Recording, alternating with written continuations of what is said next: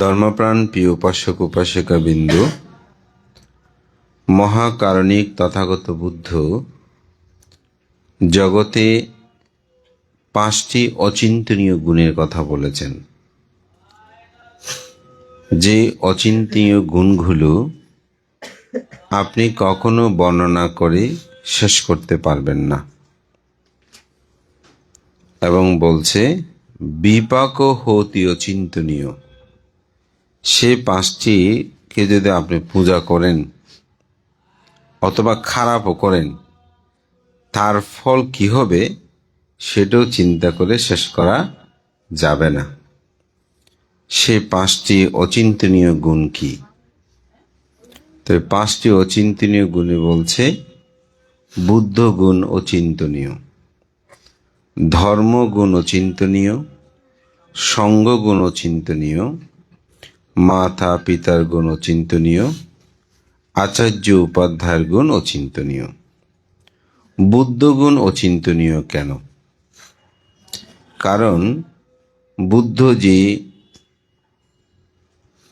ধর্ম আবিষ্কার করেছেন, বুদ্ধের যে জীবনের দার্শনিক তথ্য মানুষের জীবনকে পরিপূর্ণ সাধনের জন্য শিক্ষা দিয়েছেন, এটি আপনি চিন্তা করে শেষ করতে পারবেন না। আমি নিজেই মাঝে মধ্যে ভাবি যে বুদ্ধ 2500 বছর আগে তিনি যে ধর্ম দর্শন আবিষ্কার করেছেন, এটি এখনো সমগ্র পৃথিবীতে দীপ্তমান, এবং সমগ্র ধর্ম বিনয়গুলো এখনো প্রাসঙ্গিক। কোনোটি আপনি বাদ দিয়ে দিতে পারবেন না। ভান্তে এই কথাটা কেন বলছি? একটা উদাহরণ দিয়ে বলি। 2500 বছর আগে বুদ্ধের ধর্ম দর্শন প্রচারিত, কারণ বুদ্ধের পরিনির্বাণের পর থেকে কিন্তু বুদ্ধাব্দ হিসাব করা হয়, যার কারণে বুদ্ধের এই ধর্ম দর্শনটা 2500 বছর 45 বছর তিনি প্রচার করেছেন। তো বুদ্ধকে দেবদত্ত 5টি নতুন আইন প্রণয়নের জন্য প্রার্থনা করেছিল। এটাকে বর প্রার্থনা বলা হয়। তো বুদ্ধের কাছে গিয়ে বলছে যে আপনি ভিক্ষুদের জন্য 5টি নতুন আইন তৈরি করেন। তো বুদ্ধ বলছে সে 5টি আইন কি? তো দেবদত্ত প্রথম, ভিক্ষুরা আজীবন তারা পিণ্ডচারণ করে, তারা আহার গ্রহণ করবে, তারা কোনোদিন এরকম পাক্ষিক বা পালাশ্রয়ণ যেটা আমরা বলি, তারপরে পিতামাতার উদ্দেশ্যে এরকম পুণ্যদান বলি, উদ্দেশ্যগবাত্থাং সালাখাবাত্থাং সলাকারে নির্বাচন করে, এরকম করে ভিক্ষুরা কোনো আহার গ্রহণ করতে পারবে না। শুধু পাত্র চিবর নিয়ে তারা বিচরণ করবে, সেখানে যা পায় সেগুলো তারা জীবন জীবিকা নির্বাহ করবে। দ্বিতীয়ত, ভিক্ষুগণ কোনো চিবর যদি দায়কে দান করে সেগুলো গ্রহণ করতে পারবে না। ভিক্ষুরা শ্মশানে মশানে যা পড়ে থাকে, অর্থাৎ তখনকার সময়ে শ্মশানের মধ্যে মানুষের কাপড়গুলো ফেলে দিত, তারপর তার দাহ কার্য করত।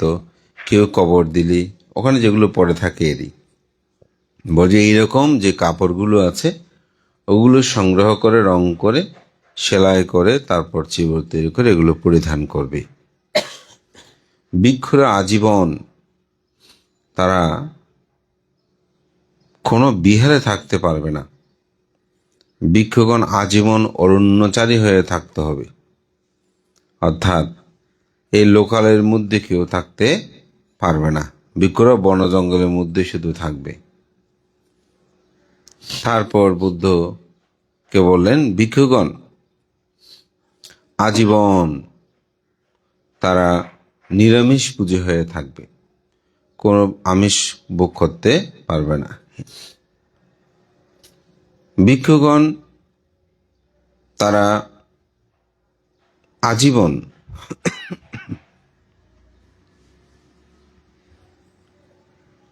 অসুখ হলে, রোগ ব্যাধি হলে তারা কোনো ডাক্তার বৈদ্য এগুলো নিয়ে চিন্তা করতে পারবে না, এগুলো গ্রহণ করতে হবে। তখনকার সময়ে মূত্র চিকিৎসা ছিল, অর্থাৎ গরুর প্রস্রাবগুলো, তারপরে হরটকি বহারা, এগুলো নিয়ে যে ভেষজ চিকিৎসা করবে, এগুলোই শুধুমাত্র ব্যবহার করতে পারবে। এভাবেই 5টি আইনের কথা বুদ্ধকে বলেছেন। তো বুদ্ধ দেবদত্তকে বলছেন, দেবদত্ত, তোমার এই 5টি নতুন নিয়ম আমি ভিক্ষু সঙ্গদের জন্য প্রবর্তন করতে পারবো না। তো দেবদত্ত এই প্রস্তাবে যখন বুদ্ধ উপেক্ষা করলেন, রাজি হলেন না, তো দেবদত্ত বুদ্ধের কাছ থেকে বলে, তাহলে আমি আপনার সাথে থাকবো না। তখন সঙ্গকে বিভাজন করে, এই সঙ্গভেদ বলে না, এই সঙ্গভেদ করে তিনি চলে গিয়ে বুদ্ধের সাথে বিরোধিতা করে। তা আমি এখানে যে প্রসঙ্গটা বলতে যাচ্ছি সেটা হচ্ছে, আজকের আধুনিক বিশ্বে যদি এই 5টি বিষয় ভিক্ষুরা মেনে চলে, বুদ্ধের ধর্মকে থাকবে বলে মনে হয় তোমার? আমার মনে হয় না বুদ্ধের ধর্মটা থাকবে। এতেই বোঝা যায় বুদ্ধির গুণ যে কত অচিন্তনীয়। কিন্তু 13 প্রকার ধূতঙ্গের মধ্যে কিন্তু আবার এই আইনগুলো আছে। অর্থাৎ আপনি যদি অতিরিক্তভাবে আরো নিজেকে সংযত করতে, বিনয়ী করতে, অল্পতে সন্তুষ্ট হওয়ার জন্য, আসলে ধূতঙ্গ মানে কি? ধূতঙ্গ তো আমরা অনেকেই বুঝি না। ধূতঙ্গ মনে করি যে বান্তা একাকী থাকে, একাকী খাওয়া দাওয়া করে, একাকী সঙ্গদানে করলে উনি ছাড়া আর কেউ যেতে পারবে না, উনি ধর্মদেশনা করতে আসলে ওনাকে অনেক ফুল পুষ্প দিয়ে আগু বাড়িয়ে আনতে হবে, তারপর আগে পিছিয়ে অনেকগুলো হোন্ডা গাড়ি বহ থাকতে হবে, ফুল টুল দিয়ে বরণ করে নিতে হবে। উনি শ্মশানে অথবা বন জঙ্গল বিশাল জায়গায় নিয়ে ওখানে থাকবে, তারপরে কাপড় চোপড় তালি জোড়া দেবে। আমরা মনে করি উনি আসলে ধূতঙ্গ। আসলে ধূতঙ্গ মানি সেদিন আমাদের বাংলাদেশে বৌদ্ধদের সর্বোচ্চ ধর্মীয় গুরু মহামান্য সঙ্গরাজ পরম শ্রদ্ধেয় ডক্টর জ্ঞানশ্রী মহাস্তবীর মহোদয় সম্পর্কে একজনে বলতে গিয়ে বলেছেন, তিনি আজীবন ধূতঙ্গ পালন করেছেন। সে ধূতঙ্গটা কি? পাত্রপিণ্ডিক। অর্থাৎ তিনি যে আহারটা গ্রহণ করেছেন, সে আহারটা তিনি পাত্র সেবকের মধ্যেই তিনি গ্রহণ। উনার জীবনীতে কোথাও দেখেছেন ধূতঙ্গ লিখতে? তো ধূতঙ্গটা হচ্ছে কিরকমশীল? আমাদের মাতৃরা জাতিরা যেমন সন্তান গর্ভে ধারণ করলে এটা সবাই জানে, কিন্তু তবুও লজ্জাশীল হয়ে তারা চলে, যাতে সেই গর্ভ অবস্থাটা সবার সম্মুখে না আসে। এটা হচ্ছে ধূতঙ্গশীলটা হচ্ছে সেরকম। কেউ যদি জানি, এটাও উনি প্রকাশ করতে চায় না। যেমন বুদ্ধের সময়কালে আমরা দেখি যে এক ভিক্ষু তিনি দীর্ঘদিন শয়নাসন করেন, অর্থাৎ শুই নাই। তো এক ভিক্ষু এটা শুনেছে, তো তাকে গিয়ে বলছে, বন্ধু তুমি নাকি দীর্ঘ 12 বছর কি 30 বছর, এই ধরনের একটা টাইম হবে, বয়স সময়টা আমার মনে, তুমি নাকি ধূতঙ্গ পালন করতে। তখন সে সাথে সাথে এভাবে শুয়ে গেল, অর্থাৎ বুঝালো যে আমি এগুলোর মধ্যে। অর্থাৎ কেন? অল্পতে নিজেকে তুষ্ট করা। ধূতঙ্গ মানে আপনি আহার দিয়েছেন অনেক, ওগুলোতে তিনি পাত্রে যা নিয়েছেন একবার অল্প না, আর দিল অতিরিক্ত খেতে ইচ্ছে করলেও আমি আর খাবো না। আমি চিবন নিয়েছি, এখন একটা চিবর আমি এটা ব্যবহার করব, আর বাকি চিবর দান করলেও বলবো যে না, আমি ব্যবহার করব না, আমি নেব না। আমি ওনাকে একটা বিশাল কুটির বেঁধে দিয়ে তৈরি করে দিতে চাই, উনি বলবে যে না, আমি আর এসব দরকার নেই, আমি সোনার বেড়া যা আছে এগুলোতে আমি থাকবো। বিষয়টা বুঝছেন? অর্থাৎ দুতঙ্গটা কি, তা আমরা সেটা বুঝি না। বরঞ্চ আপনি আমাদের একজন সাধারণ ভিক্ষুকে যেভাবে খুশি করতে পারবেন অল্প দান ধর্ম দিয়ে, আমার মনে হয় আপনি এই যেগুলো দুতঙ্গ বলছে, আমি সবার কথা বলছি না, ওখানে আপনি সহজে তাদেরকে সন্তুষ্ট করতে পারবেন কিনা আমি জানি না। কারণ আমার দেখা আমার একজন দায়ক 4 লক্ষ টাকা দিয়ে একটা ভোজনশালা তৈরি করার জন্য গিয়েছেন। যাওয়ার সময় আমাকে বন্দনা করে গেছেন, তো বলে যে বানতে এরকম এরকম। তো আমি মনে করি যে যিনি দান করবে তার তো পুণ্য হবে। তাহলে বসো, খুব ভালো খুব ভালো। তারপর আবার মাঝে কিছুদিন পর আবার যাচ্ছে, দেখা হচ্ছে, জিজ্ঞাসা করছি, বজবান্তে এখন বলতেছে বানতে এটা আবার এরকম করতে, তো বানতে প্রায় 8 লাখ টাকা লাগতেছে। কিছুদিন পরে আবার বলছে বানতে এটা প্রায় 12 লক্ষ টাকা লাগতেছে। আবার কিছুদিন পরে এটা তৈরি করতে করতে 21-22 লাখ টাকা এরকম। উৎসর্গ করতে যাওয়ার পরে উৎসর্গ যেদিন করলো সেদিন আবার 3 না 4 লক্ষ টাকা একটা শ্রোতা ধরিয়ে দিল যে এরকম। এখন উৎসর্গ করে আসার পরে ওই কাগজটা পেয়ে ওনাদের মাথা খারাপ হয়ে গেল। খিরে বান্তের সাথে কিছুদিন আগে কথাবার্তা করলাম, টাকা পয়সা সব লেনদেন করে 21 না 22 লক্ষ টাকা দিয়ে দিয়েছি, এখন আরো 3 লাখ 4 লাখ টাকা বলতেছে। তো এখন স্বামী স্ত্রী দুজনেই খুব মন খারাপ করলো। তা আমার বিহারে একদিন আসছে, এসে আমি বললাম আপনাদের অনুষ্ঠান উৎসর্গ কেমন হলো, সবাই একটা জিজ্ঞাসা করে না। তা আবার আমি চিন্তা করতেছি জিজ্ঞাসা না করলেও মনে করবো যে বান্ধব বোধহয় হিংসা করতেছে, একটু জিজ্ঞাসা করতেছে না, স্বাভাবিক তো। তাই বললাম আপনাদের উৎসর্গ কেমন হলো, কারণ গাড়ি ভাড়া করে মানুষজন নিয়ে গেছে। তো ওইটা বলার সাথে সাথেই উপাসিকা মানে কান্না করে দিয়েছে। খিরে আনন্দ হওয়ার কথা, ওনার চোখে জল কেন, স্বাভাবিক। তো বলতেছে বানতে আমি অবাক হয়ে গেছি, এরকম ব্যাপার, আপনার উপাসক দেখেন এটা কি করলো। ও যে আমরা এত টাকা দিলাম, মাঝখানে বাঁধে বুঝি কত টাকা খরচ বানতে, আপনি ঠিক আছে করে আমরা টাকা দেবো। মানে আমরা এরকম দেওয়ার পরে যেদিন উৎসর্গ আদি শেষ হলো সেদিন তিনি আবার 22 না 21 লক্ষ দেওয়ার পরে আবার তিনি 3 লাখ 4 লক্ষ টাকা একটা লিস্টি দিয়ে দিল এরকম। তাহলে শ্রদ্ধাটা কি আছে? শ্রদ্ধাটা কি ওনার রক্ষা হয়েছে? তো অল্পতে তো আমি সন্তুষ্টি হব, তাহলে সেখানে কি দুতঙ্গ হলো? তো সেজন্যই দুতঙ্গ মানে কি অল্পতে যিনি সন্তুষ্ট হয়, পাপ ও মলকে যিনি ধৌত করেন। অর্থাৎ আমার অন্তর্জগতের মধ্যে যে লোভ আছে, দেশ আছে, মোহ আছে, এগুলোকে ধৌত করা, পরিষ্কার করাই হচ্ছে মূলত দুতঙ্গ। তো এখন আমাদের মধ্যে সে সন্তুষ্ট, আমি যে কথাটা বলছি দেবদত্তের এই কথাগুলো কিন্তু বুদ্ধ তার বিনয়ে 13 প্রকার দুতঙ্গের মধ্যে কিন্তু এগুলো আছে। কিন্তু জেনারেল ভাবে বুদ্ধ 227 শিলের মধ্যে এই বিনয়গুলো সংযুক্ত করে নাই। তার কারণ বুদ্ধের তার কারণ আমরা এখন বুঝছি। ভিক্ষুরা যদি 5টা পালন করে আপনারা ভিক্ষু দেখবেন, ধর্ম থাকবে, রক্ষা হবে। এই জন্যই বলছি বুদ্ধ গুণ অচিন্তনীয়। মানে বুদ্ধের যে জ্ঞান, বুদ্ধের যে প্রজ্ঞা, এটা আমি আপনি সাধারণের পক্ষে এটা চিন্তা করা সম্ভব নয়। ধর্মগুণ অচিন্তনীয়। ধর্মগুণ অচিন্তনীয় কেন?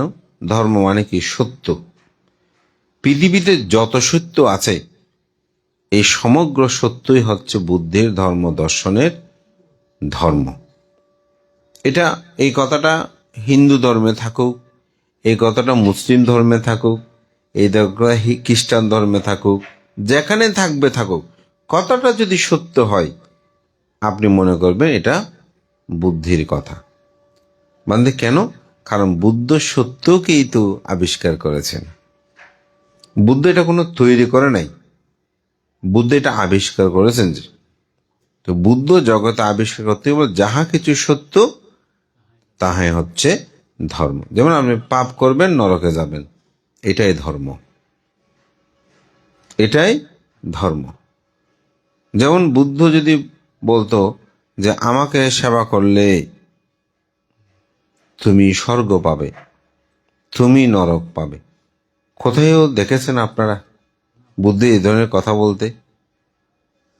আমাদের মধ্যে কোনো ভিক্ষু সংঘ আমার জানা মতে কেউ কি বলেছে আমাকে দান করলে আপনি স্বর্গে যাবেন? যদি বলে থাকে তিনি ঠিক। বুদ্ধির কথাগুলো এইভাবে বলা হয়েছে, আপনি শিলবানকে দান করলে দানফলটা বেশি হবে, তো শিলবান যে হবে তাকে দান করবেন, তাই না? বুদ্ধকে পূজা করলে আপনি পূজা লাভ করবেন। তো বুদ্ধ আপনারা কোথায় দেখেছেন তথাগত গৌতম বুদ্ধকে পূজা করলে আপনি পূজা পাবেন? এই কথা আপনারা কোথায় দেখেছেন? লেখা আছে কি বুদ্ধকে পূজা করলে আপনি পূজা লাভ করেন। তো বুদ্ধ শব্দের অর্থ কি? জ্ঞানী। তো জ্ঞানীকে পূজা করলে আপনি জ্ঞান পাবেন। আপনি একজন গুণী মানুষকে পূজা করলে তাকে গুণী কথা পাবেন। তাহলে এখানে জ্ঞানের পূজা করা হচ্ছে। তো ধর্ম এই পৃথিবীতে এই জন্য বুদ্ধির যে ধর্ম, এই গুণ আপনি চিন্তা করে শেষ করতে পারবেন না। বুদ্ধের যে নিয়ম, যেমন একজন উপাসক গিয়ে আমার ওখানে বলতে, ভান্তে আমি তো একটু বসতে পারছি না, আমার খুব লজ্জা লাগে চেয়ারে বসতে, কিন্তু নিচে আমার বসা সম্ভব হয় না। তাই বললাম বুদ্ধির বিনয়ে আছে। যদি কেউ অসুস্থ হয় তাহলে তিনি সম আসনে বসলেও উচ্চ আসনে বসলেও তোমরা তাকে ধর্ম দেশনা করবে, ধর্ম কথা বলবে। তাহলে বুদ্ধের ধর্মটা মানে সমসাময়িকভাবে যেটা যার যেরকম পরিস্থিতি, এই কারণে কোনো মানুষ যখন অসুস্থ হয়ে পড়ে, শুয়ে থাকে, আমরা ওখানে কিন্তু সূত্রপাঠ করি। কিন্তু জেনারেল নিয়ম আছে, কেউ যদি শুয়ে থাকে, কেউ যদি সম আসনে বসে, যেমন আজকে সবাই নিচে বসেছেন, কেউ যদি উচ্চ আসনে বসে, কেউ যদি দাঁড়িয়ে থাকে, তখন আপনি তাকে ধর্মদান করবেন না। কিন্তু আবার যখন তিনি অসুস্থ থাকেন, কোনো একটা সমস্যা থাকেন, তখন আপনি সেটা করবেন। তাহলে ধর্মের গুণ কি? অচিন্ত। অর্থাৎ ধর্মে বুদ্ধের কথাগুলো আপনি চিন্তা করে শেষ করতে পারবেন না। সঙ্গগুণ অচিন্তনীয়। যেমন আজকের পৃথিবীতে আমরা যদি দেখি, এই যে 19 জন ভিক্ষু সমগ্র আমেরিকা একটি শান্তি প্রতিষ্ঠা অসাধারণ কাজ করলো না? একটা মানুষের মধ্যে জাগরণ ঘটিয়েছে। মানুষ রাস্তার মধ্যে দাঁড়িয়ে কান্না করছে, শুধু তাদের জন্য না, যে এই সন্ন্যাসী মণ্ডুক মস্তক এরা যে শান্তির জন্য বার্তা বহন করেছে। আসলে পৃথিবীতে অশান্তি আছে বলেই তো শান্তির খোঁজটা তাদের মধ্যে খুঁজে পাচ্ছে মানুষ। যেমন আমি লোকজিৎ ভিক্ষু, ব্যক্তিগতভাবে আপনার সাথে আমার ঝগড়া হতে পারে, সংঘাত হতে পারে। আপনারা কোনোদিন দেখেছেন সঙ্ঘ কোনোদিন সিদ্ধান্ত নিতে কাউকে মারবে? সঙ্ঘ কোনোদিন সিদ্ধান্ত নিতে পারবে না। এককভাবে আপনি পারবেন, কিন্তু সাংঘিক সিদ্ধান্তটা সে, অর্থাৎ সঙ্গের গুণ অচিন্তনীয়। এগুলো এক একটা ব্যাখ্যা দিলে অনেক সময় লাগবে, আমি জাস্ট কিছু কথা বলছি। এবং বুদ্ধ পরিনির্বাপিত হয়েছেন আজকে 2500 বছর অতীত হলো, এখনো বুদ্ধির ধর্ম জগতে বিদ্যমান। কিসের? সঙ্গে গুণের মাধ্যমে এটা আজকে কি হয়েছে? সম্ভব হয়েছে। আচার্য উপাধ্যায়ের গুণ চিন্তা। আচার্য মানে যিনি আপনাকে শিক্ষা প্রদান করে, উপাধ্যায় মানে যিনি দীক্ষা প্রদান করে। যেমন আমাদেরকে অনেকে পানাতে পাতা বেড়ামণি শিক্ষা প্রদান সমাধি, প্রাণী হত্যা থেকে বিরত থাকা শিক্ষাপদ গ্রহণ করছি। এই শিক্ষাটা যিনি প্রথম আপনাকে দিয়েছেন সেটা হচ্ছে উপাধ্যায়। তারপর বলছে এটা করলে পাপ হয়, এটা করলে পুণ্য হয়, এদিকে যাবে না, এটা করবে না, এরকম বলে না। এটা হচ্ছে আচার্য, শিক্ষক। তা আমি যদি এক কথায় বলি, স্কুলে যেমন প্রধান শিক্ষক, উনি তো ভক্তির অনুমতিটা দেয়, কিন্তু পাঠদান করে অন্যান্য সিনিয়র শিক্ষকরা। ঠিক এখানে আচার্য উপাধ্যায় বলতে ওই যে প্রথমে যিনি শ্রমণ করায়, আর বাকি জন শ্রমণ চিবরটা এভাবে পরিধান করো, এটা খাবে, ওটা খাবে না, এটা করলে পাপ হবে, ওটা করলে, এরকম বুঝিয়ে দেয় না, এটাকে বলে আচার্য। এদের গুণও কি অচিন্তনীয়, এটা বর্ণনা করা যাবে না। তো আমাদের মহামান্য সঙ্গরাজ ভান্তে, ওনাকে পূজা করতে এত মানুষের ঢল হলো কেন? আমার জানা মতো তো আমার সাথে তো ওনার রক্তের সম্পর্ক নাই, তমালেরও নাই না। এখানে তো আমরা সবাই ভান থেকে দেখেছি না, আমাদের কারো সেরকম কি রক্তের সম্পর্ক, আত্মীয়তা আছে? কিন্তু তিনি উপাধ্যায়, তিনি আচার্য, তিনি আমাদের শিক্ষা দিয়েছেন তোমরা প্রাণী হত্যা করবে না, চুরি করবে না, ব্যভিচারী করবে না, তোমরা মিথ্যা কথা ভেদ কথা বলবে না, তোমরা সম্প্রলাপ করবে না, তোমরা চুরি করবে না। এই শিক্ষাগুলো আমাদের জীবন চলার পথে দেখেছেন, এগুলো প্রয়োজন হয়েছে, এগুলোর দ্বারা আমরা উপকৃত হয়েছি, যার কারণে তার প্রতি কৃতজ্ঞতা প্রকাশে আমরা সেখানেই গিয়েছি, তাই না? তাহলে উপাধ্যায় আচার্য উনি আমাদের পরম। এই যে আজকে এখানে সঙ্গদান করছেন, অষ্টবস্কার দান করছেন, যদি উনি 100 বছর, 100 বছর তিনি এই সমাজ জাতির জন্য কি করেছেন, কাজ করেছেন। 19 বছর বয়সে সম্ভবত শ্রদ্ধেয় ভান্তে শ্রমণ হয়েছেন। তাহলে 19 যদি বাদ দিই, তাহলে 81 বছর। আমরা এখানে এত বছর বাঁচবো কিনা জানি না। আমাদের উপাসিকার বয়স 81 হয়েছে, ফলে তো ভালো। হ্যাঁ, হয়েছে না? হ্যাঁ। তাইলে তাইলে তাইলে চিন্তা করে দেখেন, আমাদের বয়স হয় নাই, আর এই পুণ্যবান সত্তা 81টি বছর এই সমাজের জন্য জীবন উৎসর্গিত করেছেন। তাইলে একজন সঙ্গের সদস্য, ওনার যে গুণ, এই উপাধ্যায় আচার্যের এই গুণ আমরা কি শেষ করতে পারবো? একজন বলতে ভান্তে, যখন থেকে উনি চট্টগ্রাম বৌদ্ধবিহারে এসেছেন তখন থেকে আমি যে ধ্যান ধরেছি আজকে 20-25 বছর, এই ধ্যান চলমান। তাহলে গুরুর কাছ থেকে এই শিক্ষা পেয়েছে না, মানসিক শান্তি পেয়েছে না? তাহলে এইটার গুণ আপনি চিন্তা করে শেষ করতে পারবেন না, এটা আপনি চিন্তা করে শেষ করতে পারবেন না।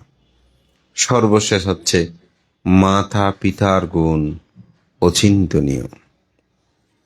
আমরা জগতে যে যত কথাই বলি না কেন, মা বাবা না হলে এই জগৎটা দেখা যাবে?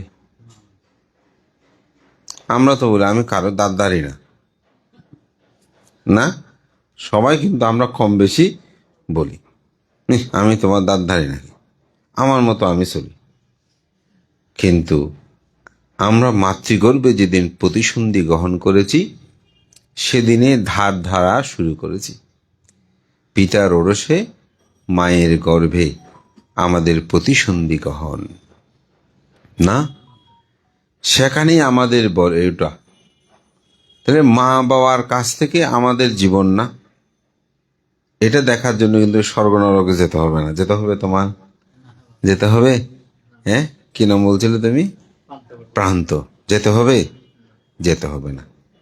আমরা আমাদের নিজেদের জ্ঞান দিয়ে সেটা উপলব্ধি করতে পারি যে আমাদের মা বাবা আমাদের জন্য কি করেছেন, ঠিক না?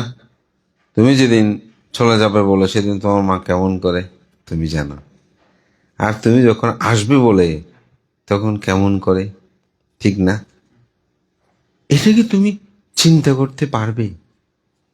এটা শুধু তোমার জন্য না, এটা তোমার মায়ের জন্য, ও তোমার দাদু ঠাকুমা ওনারা করেছেন, দিদিমা ওনারা করেছেন, করেছে না? এদের গুণ, এটা আপনি কি করতে চিন্তা করে শেষ করতে পারবেন না। এই মা বাবার গুণও কি চিন্তা করে শেষ করা যাবে না। এই জন্যই বুদ্ধ বলছেন মাতা পিতার গুণ অচিন্তনীয়, অনন্ত। এটা আমরা বুঝলে আজকে কেমন করে পৃথিবীতে আমাদের মা বাবা অবহেলিত হয়। আমরা কেন মা বাবা আজকে বৃদ্ধাশ্রমে যাই? কেন আমরা মা বাবাকে ফেলে এখন শুধু বিদেশ বিদেশ করি? তাই না? আমরা কি চিন্তা করি আমার মার কেমন হবে, বাবার কেমন হবে? তো তাদেরকে কি আপনি যখন বলেন আমি এরকম সুযোগ সুবিধা পেয়েছি, কি করব, আমি এখন একটু বিদেশে যেতে যাওয়ার দিনের সুযোগ পেয়েছি, মা চিন্তা করে তো আমার ছেলের মঙ্গল হোক, আমার ছেলের কল্যাণ হোক, কি করবে আর অনুমতি দিয়ে দেয়। কিন্তু মা বাবা কি চায় আমার ছেলেকে বড় করেছি, মানুষ করেছি, ইঞ্জিনিয়ার করেছি, প্রফেসর করেছি, ডাক্তারি পাশ করিয়েছি, জীবনে না খেয়ে তাদেরকে খাওয়াইছি, না? তারা সুখে দুঃখে বৃদ্ধ বয়সে আমার সাথে থাকবে, আমাকে দেখবে, আমাকে রক্ষা করবে, এটাই তো মা বাবা চায়, তাই না? কিন্তু আমরা সেদিকে কেন নাই? ওই যে আমি আমাকেই উপলব্ধি করতে পারছি না, আমি আমাকেই ভাবতে পারছি না। আমি যদি আমাকে ভাবতে পারতাম, তাহলে আমি নিজেকে নিজে উপলব্ধি করে আমার মা বাবার যে অচিন্তনীয় গুণ, সেটাকে আমি স্বীকার করে তাদের সেবায় নিজেকে নিয়ে যেতে পারতাম। তবে একদম করছে না তা না, করছে বলেই তো আজকে কিরণ বাবু, না, ওনার মাকে দেখভাল করছে, সাথে আছে, তাই না?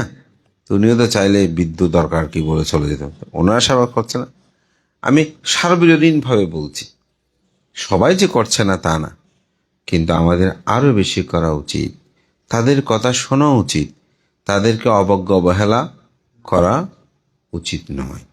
আমরা অনেক সময় বলি মা বাবা, হ্যাঁ তুমি কি বুঝো, যখন গায়ে শক্তি আসলো না, আমরা অনেক সময় তাদের কথা মানতে চাই না। একটা বললে আমরা হাট্টা করি, তো অনেক সময় বলে মানতে, আমাদের মা বাবা কি বুঝেই। আমাদের কিছু কিছু বিষয় আছে মা বাবা বললেও সেগুলো মেনে নেওয়া উচিত, যদি সেটা অকল্যাণদায়ক নয়। হ্যাঁ, কিছু জিনিস আছে মা যদি চুরি করতে পারে আমি করবো নাকি, অনেক সময় করতে বলতেও পারে, আমি সেটা করবো না, কিন্তু যেটা কল্যাণদায়ক, যেটা আমার জন্য অমঙ্গল হবে না, আমি সেটা করতে পারি। আমি একটা উদাহরণ দিই দেশনায় প্রায় সময়। আমাদের বনভান্তে একবার বলে মদ না খেয়ে 1 চামচ দুধ খাও তাহলে বেঁচে থাকবে, মদ খেলে মরবে।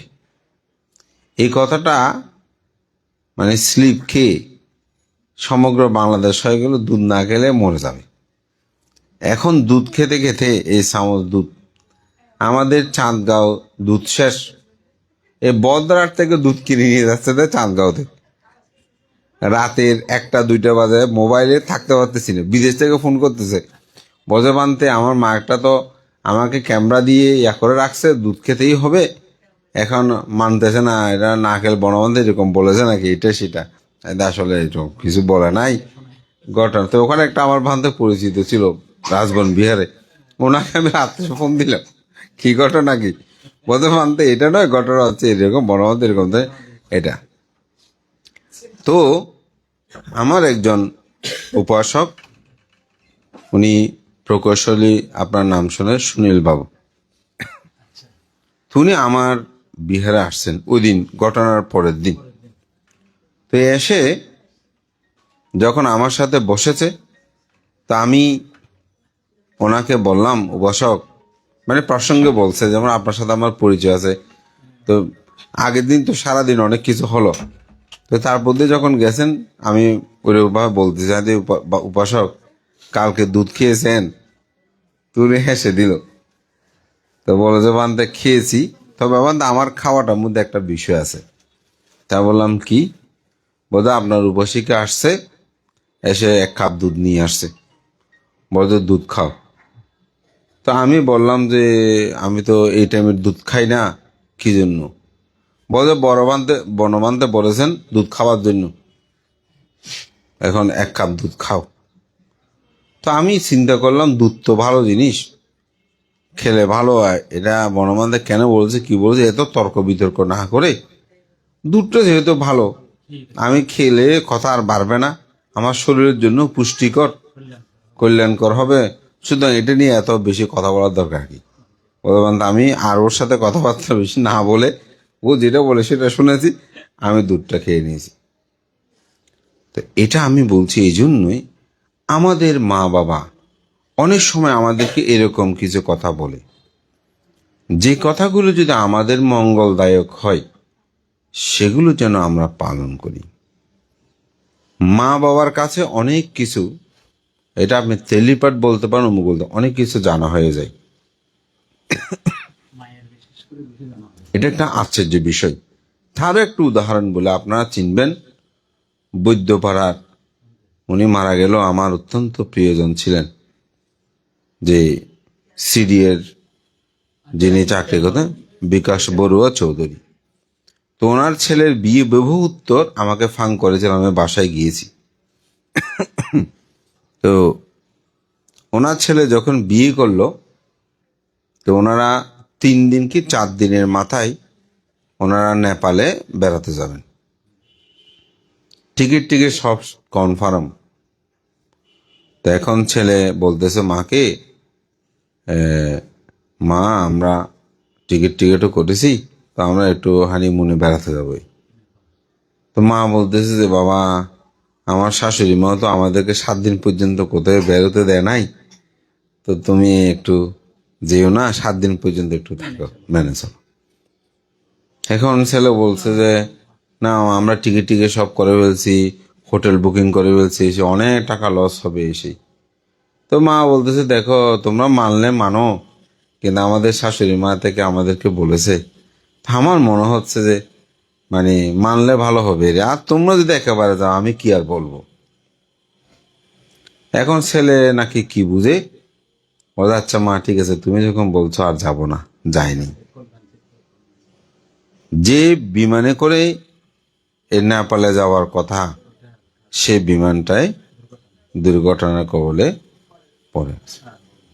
আমি এই বিবাহত কিছুদিন পরেই, মানে ওইটা দুর্ঘটনা কিছুদিন পরে গেছে, আমাকে এই বিকাশ বাবু সেদিন আমাকে সে কথাটা বলেছে, উনি তো নাই।